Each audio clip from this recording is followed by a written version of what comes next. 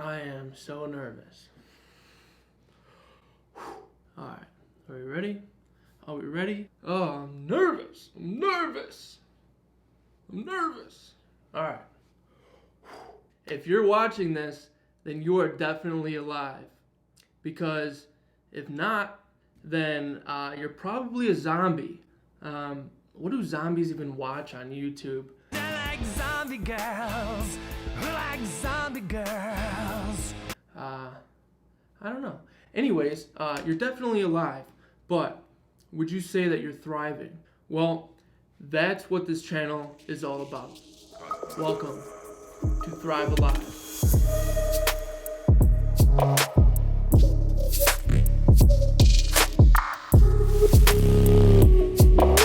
So, what does it mean to thrive? Well, the definition of thrive basically is to prosper. Well, the definition of thrive basically is. Well, the definition. Alright, cut that. Let's take a breath. You can do it! The definition of thrive is basically to prosper or flourish. So it's not a very great definition. So what does flourish mean? Flourish basically means to grow or develop in a healthier, vigorous way. That's what this channel is all about. It's to help you flourish. It's to help you grow, to help you develop, and to help you live a more peaceful and a more joyful life. I am never going to claim that I am perfect, that I have all the answers.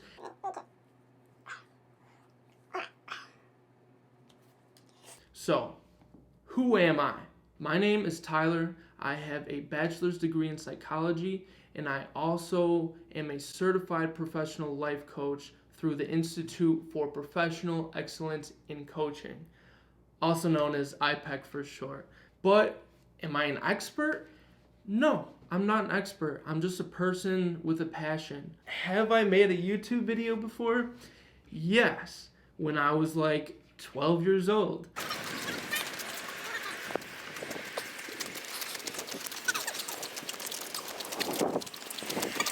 However, I am still new to making videos, so the more videos I post, the better the editing is going to be, the more smooth it's going to be, because frankly, My heart is pounding out of my chest because I kind of feel like a total idiot making this video because I'm just not comfortable in front of the camera. But as I progress, so will the quality of these videos. I love personal development, but I also love comedy. So I said to myself, why not put them together? Laughter has enormous benefits, not only emotionally, but also physically, mentally, and even spiritually. I can't say that word. Oh my gosh, let's go. Come on. Get it, come on. You can do it. Okay.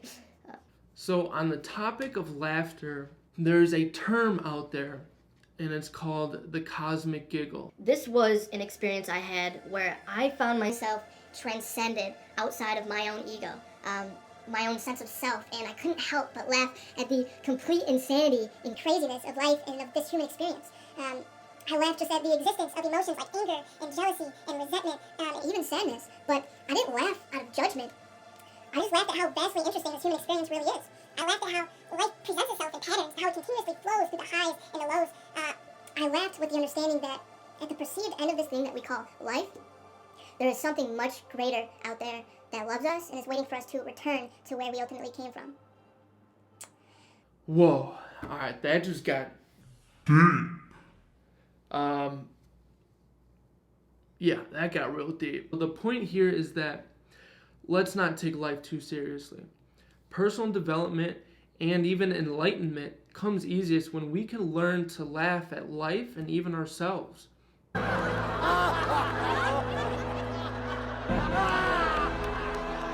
Speaking of laughing at yourself, it probably took me a few years of daydreaming to actually take action and start this channel, partially because of what is called imposter syndrome. So according to Wikipedia, imposter syndrome is a psychological pattern in which an individual doubts their skills, their talents, or even accomplishments, and has persistent internalized fear of being exposed as a fraud. So, an imposter syndrome expert by the name of Valerie Young, who is the author of a book on the subject called The Secret Thoughts of Successful Women, has also found patterns in people who experience these imposter feelings.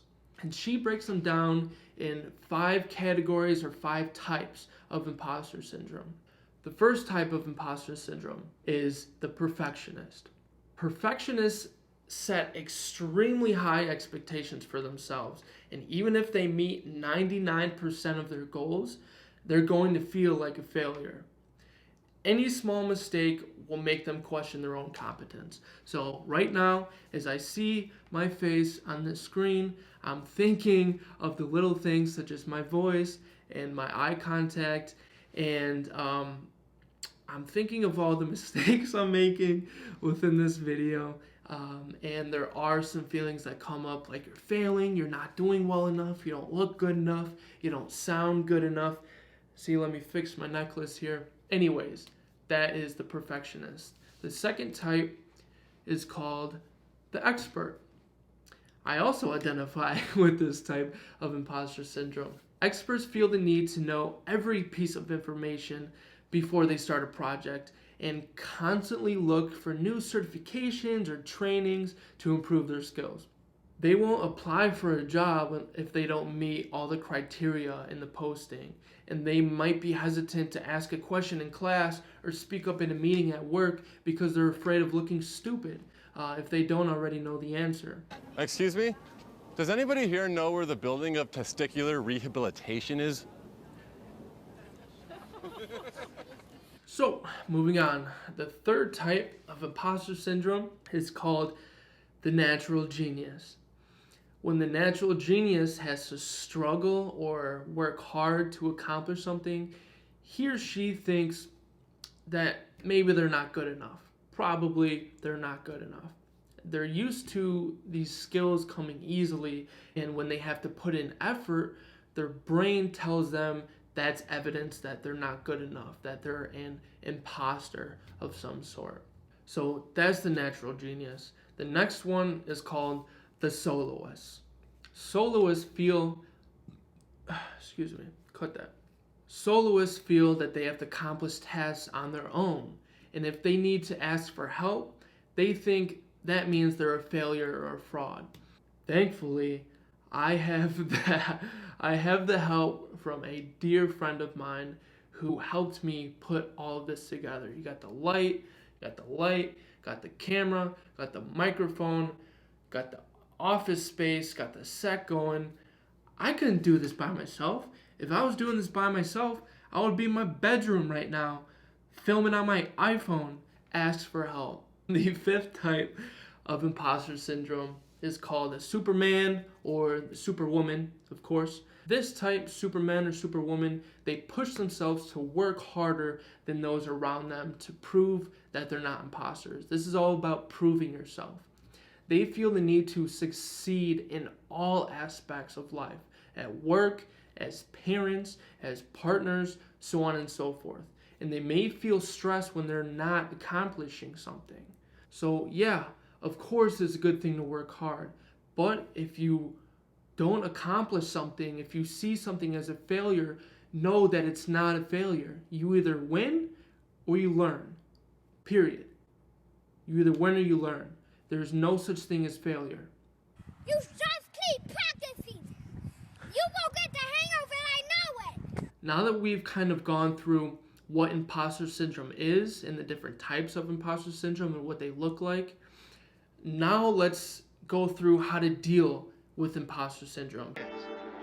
It's Asia Shanks. My greedy neighbor. There's 5 key points, 5 key techniques that help you deal with imposter syndrome. The first one is to catch it. Simple as that. It's to have awareness around it. The second is to observe the thought, and more importantly, to not engage with the thought. The third one is to reframe, have a new perspective on it. The fourth one, connect with others. You can do anything you put your mind to, yes, of course, but it always helps to have a team behind you to catch you when you fall. The fifth one, lighten up and do your best. When you don't have fun with things in life, they're going to crash. Sooner or later, they are going to crash. Turn down for what? So lighten up and do your best. Don't take it too seriously. The first one, catch it. Have awareness of it. Dr. Joe Dispenza, I was watching one of his videos recently, and he had a really, really great quote.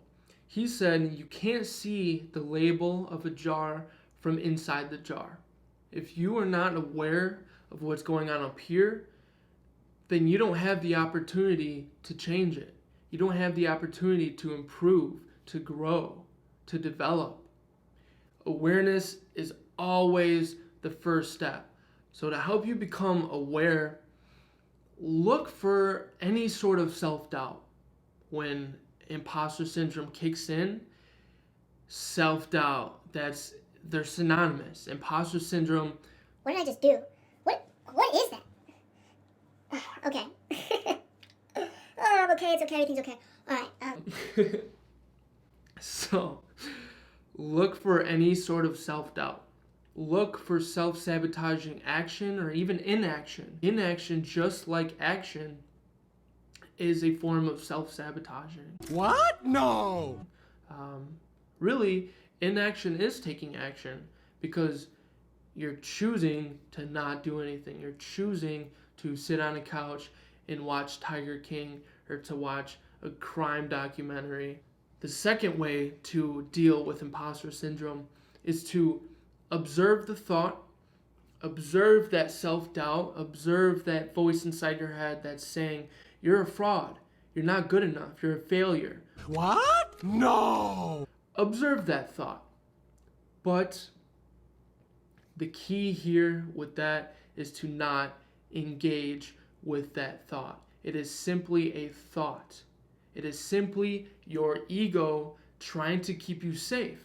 Because when you go outside your comfort zone, your ego and your stress, your cortisol is firing and say, hey, I'm not safe. You look like a fool. You look like an asshole. Don't do it. Alert, alert, alert. Ain't nobody got time for that. That's just your ego trying to keep you safe. That's what your brain is meant to do. But don't engage with those thoughts. Just simply observe them for what they are. If you are a meditator, you know exactly what I'm talking about. And also, breathe. I got bronchitis.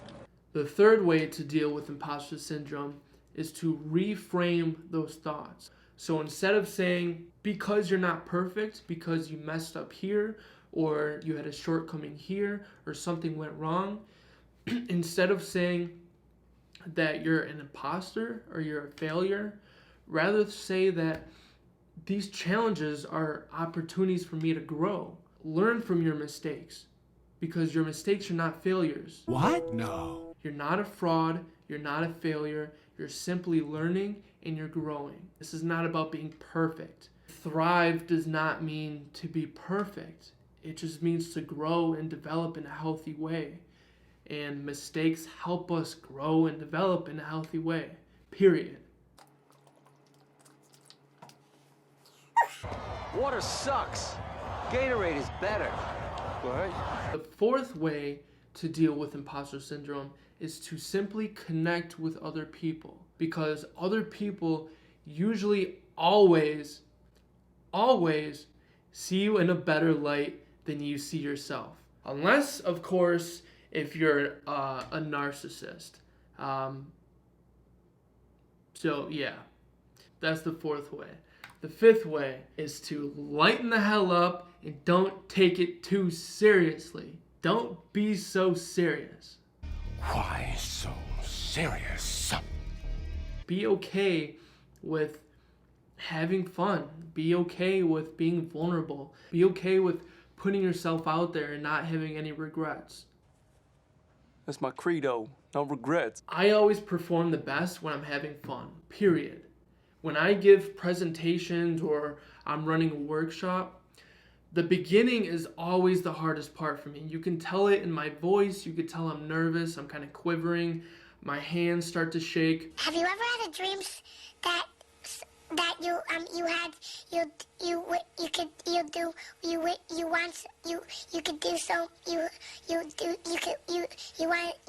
him to do you so much you could do anything?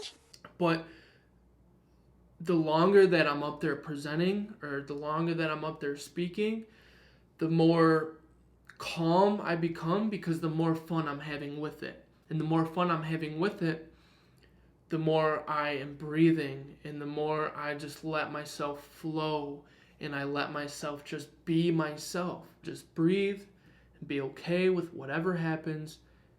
It's all good. What? No. And also, don't forget to smile, okay? Because when you smile, your brain interprets that as you're having a good time. To the break of dawn, yo!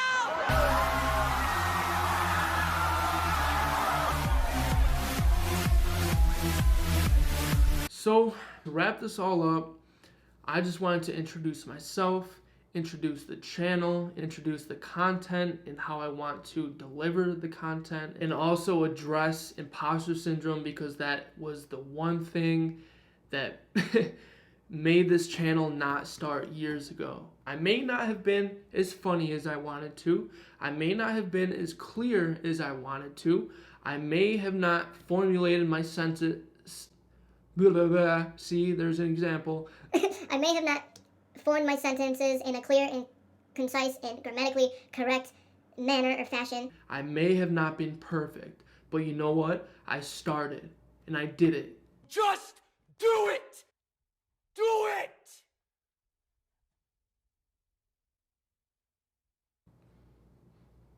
Yeah.